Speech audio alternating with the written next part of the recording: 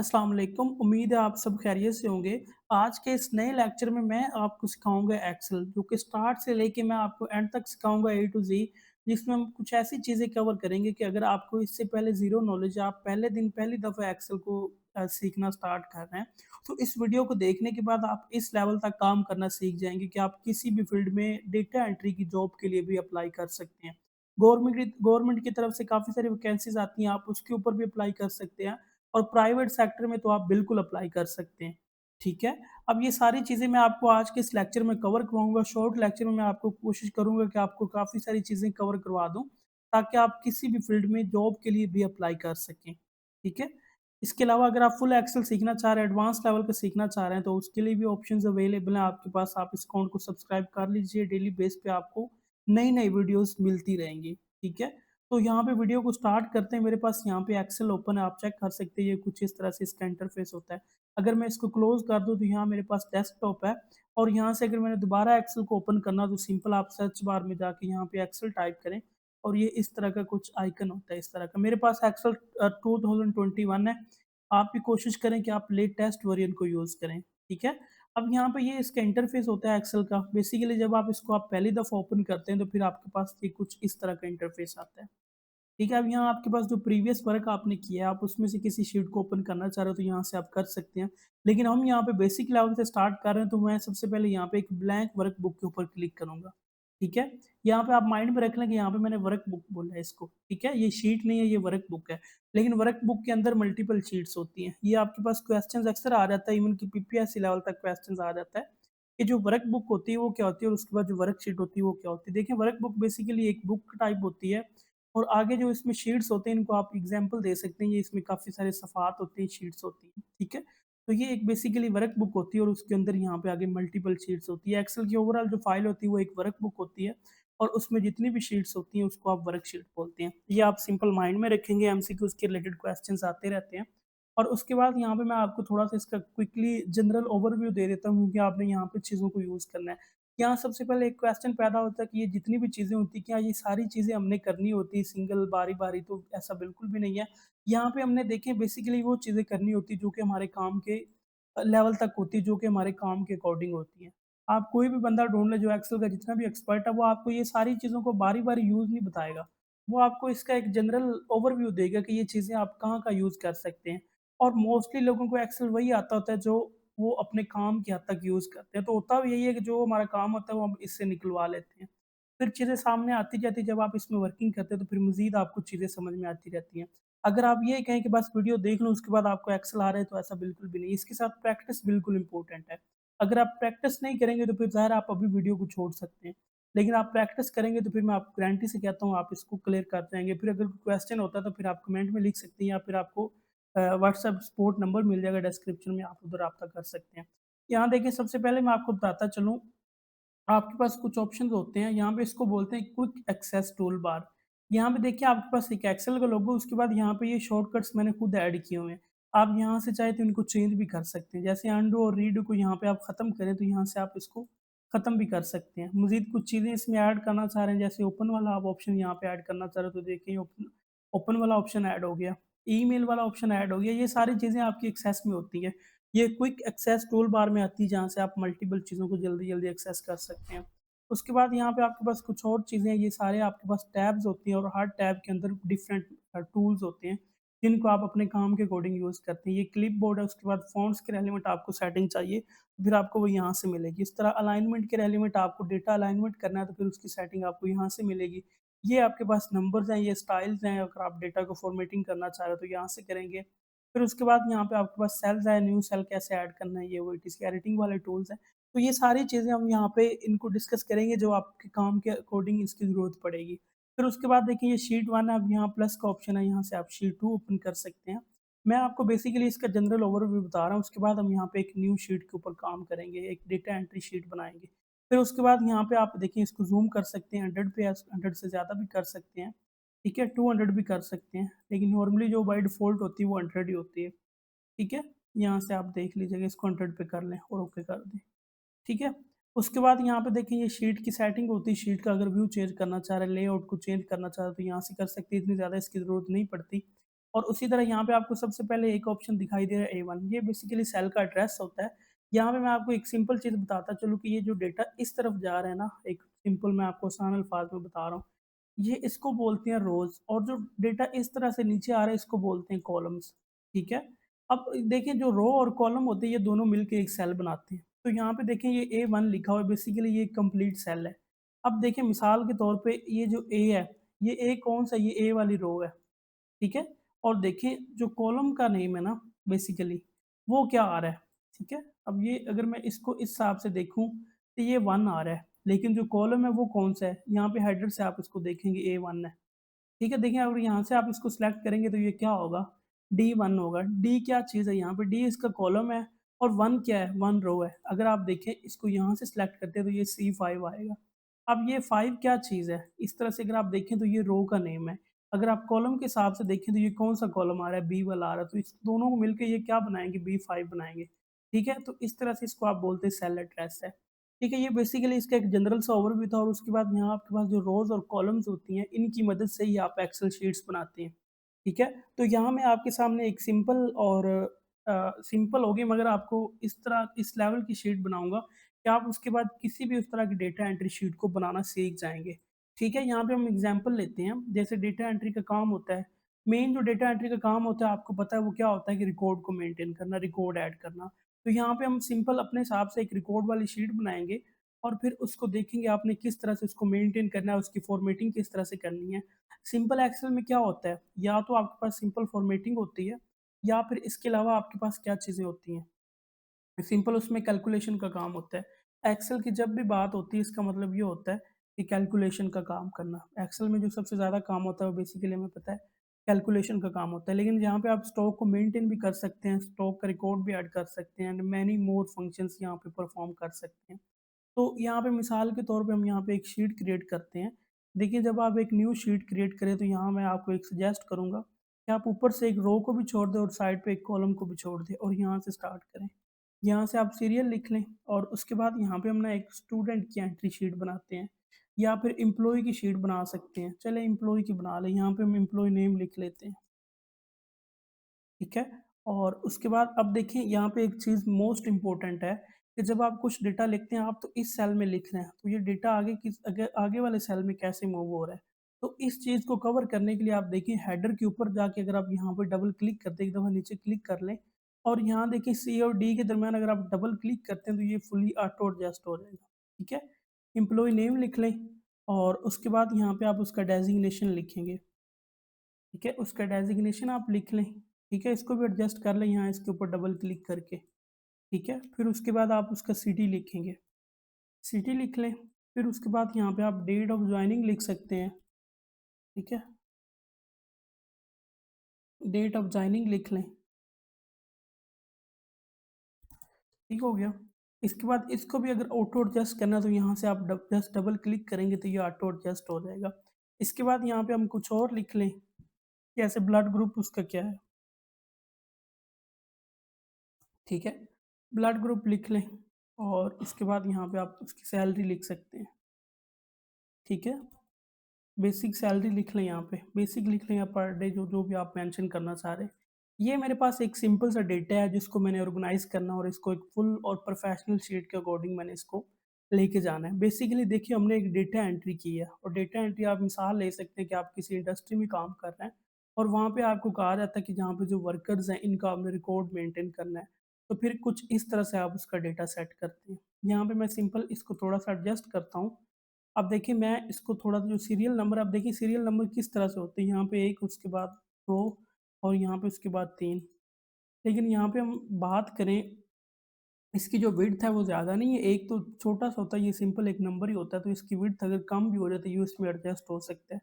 तो यहाँ अगर आप डबल क्लिक कर दें तो ये उसके बाद ऑटो एडजस्ट हो जाएगा कुछ इस तरह से। लेकिन फिर भी अगर आप इसको कस्टमाइज़ करना चाह रहे हैं तो माउस को थोड़ा-सा ऊपर यहाँ पे बी और सी के दरमियान लेके जाएँगे तो ये कुछ इस तरह से एरो बन जाता है।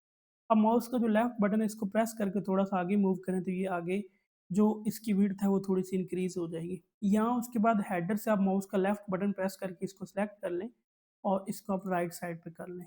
ठीक है? तो ये कुछ इस तरह से हो जाएगा।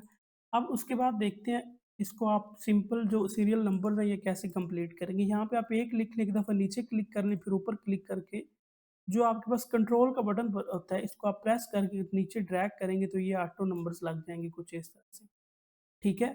फिर उसके बाद बात करते हैं कि इसमें हम एंट्रीज़ कैसे करेंगे। अब सिंपल आपके पास ना एक फॉर्मेट रेडी हो चुका है जिसमें आप सारी एंट्रीज़ करेंगे, ठीक है? अब ये सारी एंट्रीज़ किस तरह से आप करेंगे, यहाँ आपके पास जिस फ़ील्ड में भी आप काम करेंगे वहाँ पे आप डेटा एंट्री का काम कर रहे हैं ना, तो वहाँ पे आपको डेटा ज़रूर प्रोवाइड किया जाता है, ठीक है? तो हम यहाँ पे मिसाल ले लेते हैं, कुछ खुद से लिख लेते हैं। मैं यहाँ पे जल्दी-जल्दी कुछ नेम लिख लेता हूँ, ठीक है? इस तरह से मैं एक मिसाल के तौर पे लिख रहा हूँ। आप लोग क्या करेंगे, आपके पास एक प्रोफ़ेशनल शीट होगी, जिसके अकॉर्डिंग आप लिखेंगे,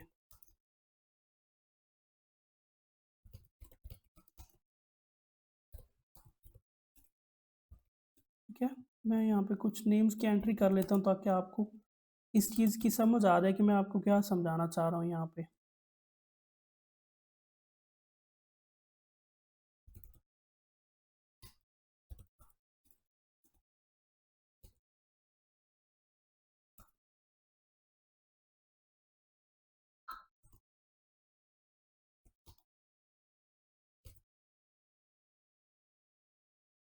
ठीक है, ये मैंने यहाँ पे कुछ नेम्स लिख लिए हैं और उसके बाद अगर आप डेज़िग्नेशन लिखना चाह रहे हैं, तो यहाँ पे आप डेज़िग्नेशन लिखेंगे, जैसे ये क्या काम करता है, ठीक है?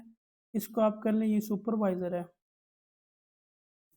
ठीक है? इसी तरह यहाँ पे आप और लिख लें, जैसे इंडस्ट्री में डेज़िग्नेशंस होते हैं, वो आपको चीज़ें खुद ही प्रोवाइड की जाएँगी, फिर आपने उसको जस्ट सेट करना होता है। यहाँ पे डबल क्लिक करके इसको सेट कर लें और उसके बाद यहाँ पे मेरे ख़्याल से स्पेलिंग मिस्टेक है, तो आप इसको सेट कर लेते हैं, ठीक है? और उसके बाद यहाँ पे और भी चीज़ें लिख लेते हैं, जैसे यहाँ पे असिस्टेंट मैनेजर कर लेते हैं और उसके बाद अकाउंटेंट कर लेते हैं और यहाँ पे आप डेटा एंट्री ऑपरेटर कर लें, ठीक है? और इसी तरह यहाँ पे ऊपर मैंने इस डबल क्लिक करके इसको फुली एडजस्ट कर लिया, ठीक है? यहाँ पे और भी डेज़िग्नेशन लिख लें,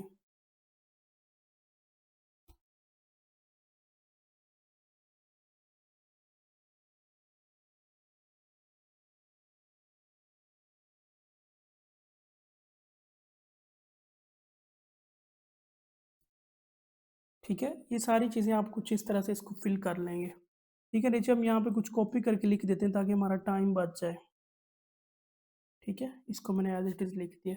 फिर उसके बाद यहाँ पे हम सिटी लिखेंगे या फिर आप इसको एड्रेस कर सकते हैं, ठीक है? कुछ स्पेसिफ़िक सिटीज़ हम लिख लेते हैं जैसे लाहौर है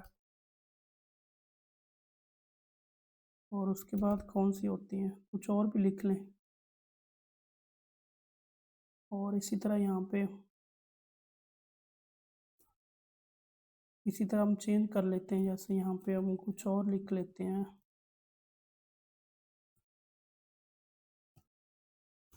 ठीक है? आप इस तरह से इसको एडजस्ट कर लेंगे और कौन-से एरियाज़ होते हैं, मुझे नाम ही नहीं याद आ रहा है, उससे लिख लेते हैं हम थोड़े से और उसके बाद यहाँ पे और भी लिख लेते हैं हम।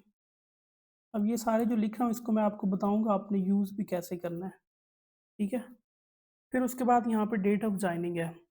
अब ये डेट ऑफ़ जॉइनिंग बेसिकली आपके पास अवेलेबल होगी तो आप वहाँ से देख के लिखेंगे, जैसे यहाँ पे हम 12 लिख लेते हैं और उसके बाद 1 लिख लेते हैं और उसके बाद यहाँ पे 2024 कर देते हैं। अब उसके बाद नीचे क्लिक करेंगे तो ये कुछ इस तरह से फ़ॉर्मेट हो जाएगा, ठीक है? ये एक्सेल ऑटो फेच करता है, लेकिन ये फ़ॉर्मेट आप खुद से चेंज भी कर सकते हैं। कैसे चेंज करना है मैं आपको वो भी बताता हूँ। उसके बाद नीचे यहाँ पे कुछ और डेट्स लिख लें, ठीक है?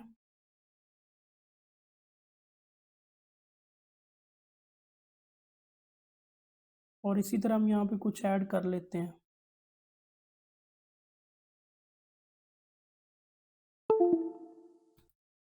ठीक है?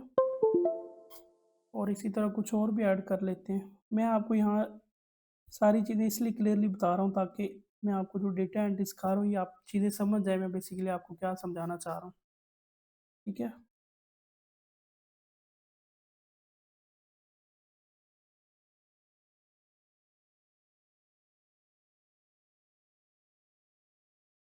ये मैं खुद से लिख रहा हूँ, आप ये ना कहीं कभी डेट ही नहीं आई तो सर ने लिख दिया।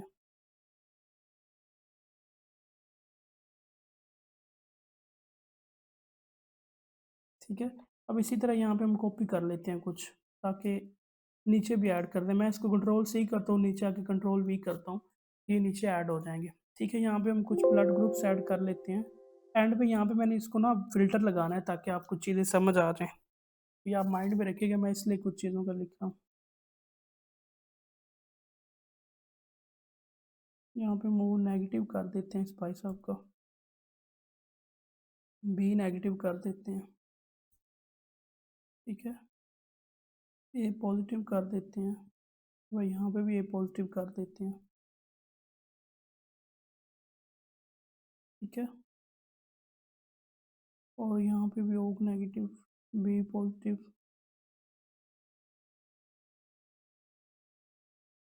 ठीक है, ये सारे सिंबल्स आपको मिल जाएंगे एक्सेल में।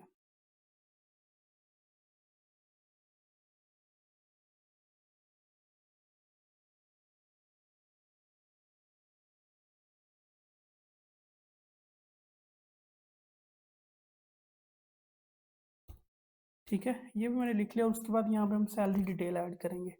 ठीक है, अब ये सैलरी डिटेल आपके पास अवेलेबल होगी तो आप यहाँ पे लिख लेंगे सैलरी। ठीक है, मैं एक दफ़ा डमी लिख लेता हूँ खुद से, और ये है कि सेल में लिखा गया था।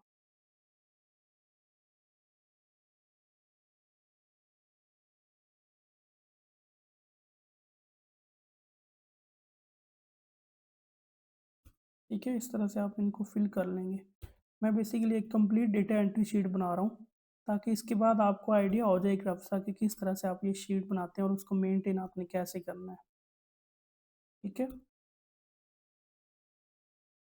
चलें जी। अब यहाँ पे आपका जो डेटा है वो कंप्लीट हो चुका है, जो जो आपने इसमें ऐड करना था।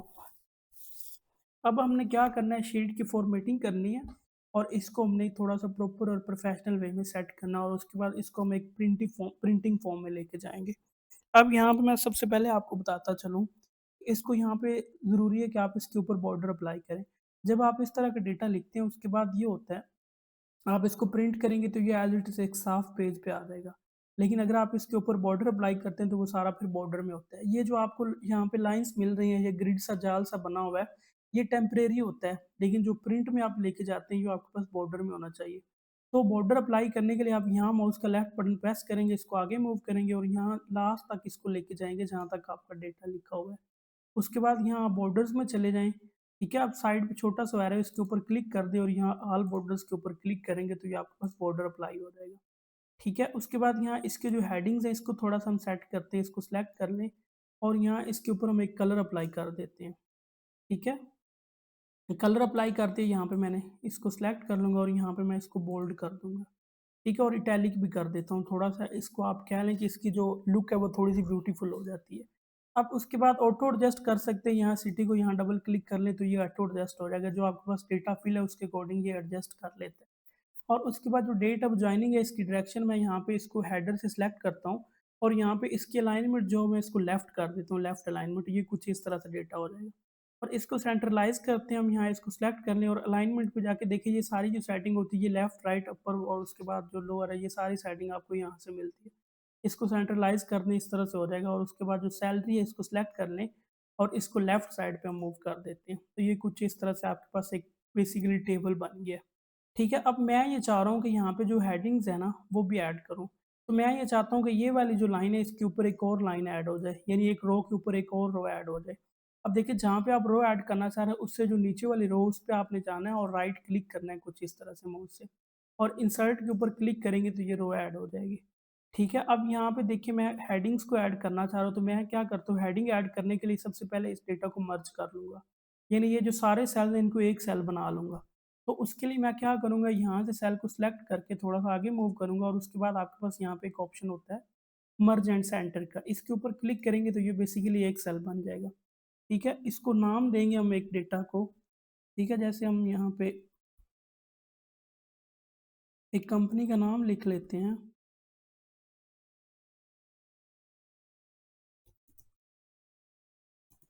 ठीक है? ये एक सिंपल हमने कंपनी का नेम लिख लिया खुद से, इसको सिलेक्ट कर लें और यहाँ इसको आप बोल्ड कर लें और यहाँ इसको फिर से आप बॉर्डर अप्लाई कर दें। थोड़ा-सा साइज़ इंक्रीज़ कर दें, यहाँ से आपके पास साइज़ इंक्रीज़ का ऑप्शन होता है ये वाला, ठीक है? फ़ॉन्ट वाले सेक्शन में और इसको भी इटैलिक कर दें और अगर आप इसके ऊपर कोई कलर अप्लाई करना चाह रहे हैं, तो आप वो भी कर सकते हैं। इसको येलो करते हैं और जो नीचे वाला है ना, इसको हम थोड़ा-सा कोई और कलर अप्लाई कर देते हैं।